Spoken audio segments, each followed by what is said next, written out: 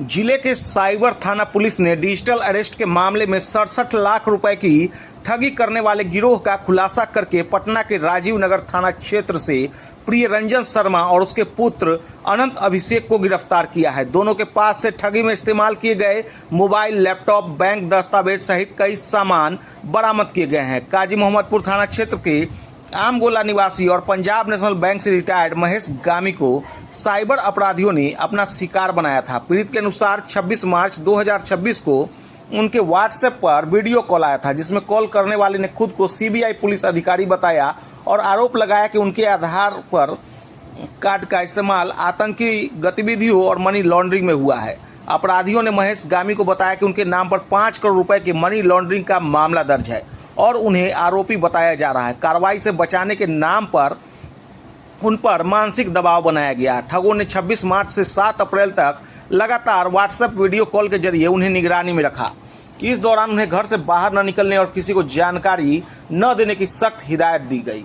अलग अलग नंबरों से खुद को वरिष्ठ अधिकारी बताकर कॉल किए जाते रहे, जिससे पीड़ित पूरी तरह डर गया। अपराधियों ने सुप्रीम कोर्ट, आरबीआई, सीबीआई और ईडी के नाम पर से फर्जी दस्तावेज भेजे, जिनमें आईपीसी 370, 420 और 120B जैसे गंभीर धाराओं में फंसाने की बात कही गई थी, जिससे पीड़ित पूरी तरह भयभीत हो गया। डर के कारण महेश गामी ने 4 अप्रैल को 42 लाख और 6 अप्रैल को 25 लाख रुपए अलग अलग बैंक खातों में ट्रांसफर कर दिए। जिस बाद में ठगी का एहसास होने पर उन्होंने साइबर थाने में शिकायत दर्ज कराई, जिसके आधार पर कांड संख्या 51/26 दर्ज हुआ। मामले की गंभीरता को देखते हुए वरीय पुलिस अधीक्षक के निर्देश पर विशेष टीम गठित की गई। तकनीकी जांच और बैंक खातों के विश्लेषण के बाद पुलिस ने पटना से प्रियरंजन शर्मा और अनंत अभिषेक को गिरफ्तार किया है। जांच में सामने आया है कि दोनों एनजीओ के नाम पर बैंक खाते खोलकर देश भर में साइबर ठगी का नेटवर्क चला रहे थे।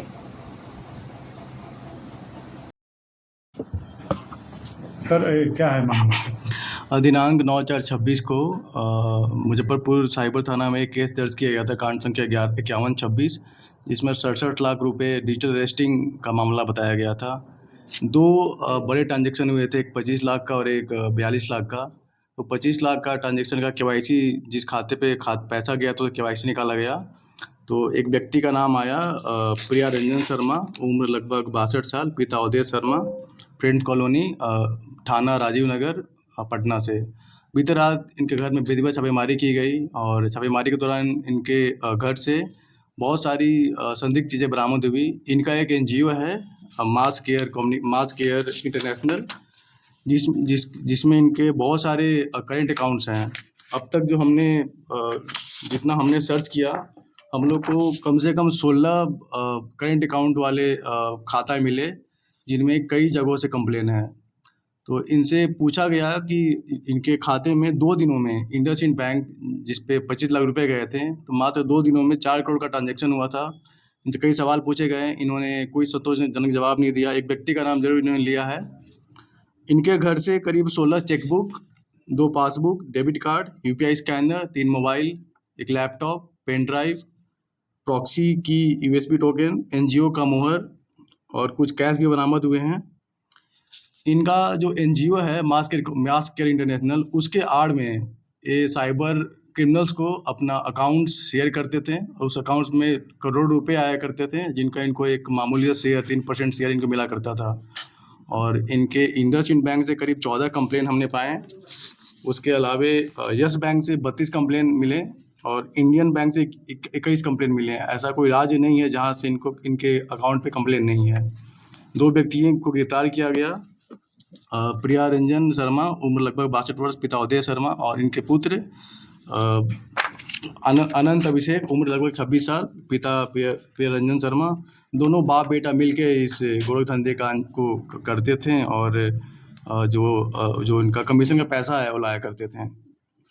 बेटा का भी इसमें रोल है सर? जी, बेटा और बाप दोनों का रोल है। चैट में जो इनके द्वारा जो चैट हमने बरामद किया है, उसमें लगातार ये लोग एमओ डिस्कस करते थे कि कौन सा अकाउंट फ्रीज हो गया, कैसे अनफ्रीज करेंगे, कितना कमीशन मिलेगा, ये सारी बातें करते थे मिलके। अब तक कितना रुपया इन लोगों ने कमाया है इस तरह से?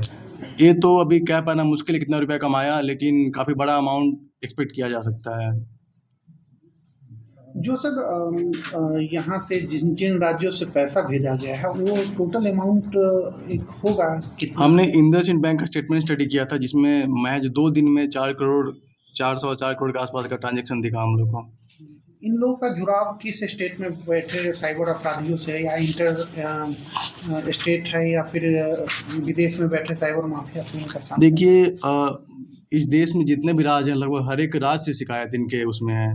तो ये अपना जो एनजीओ का अकाउंट्स है वो जब क्रिमिनल से शेयर करते थे तो वो अपने हिसाब से हर एक राज्य से पैसा मंगाया करते थे और निकासी भी किया करते थे।